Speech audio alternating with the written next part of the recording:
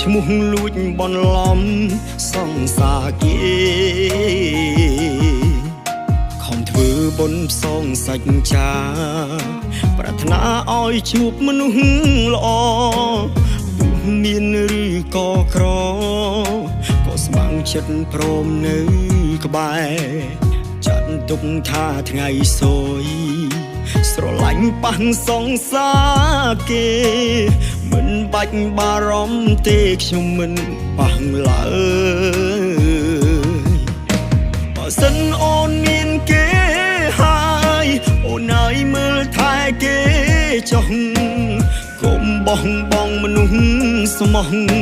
ប្រយ័ត្នថ្ងៃណាស្ដាយក្រោយមនុស្សល្អមានតិចណាស់គឺមិនងាយបានជួបឡើយបើអូនបានជួបហើយមើលថែ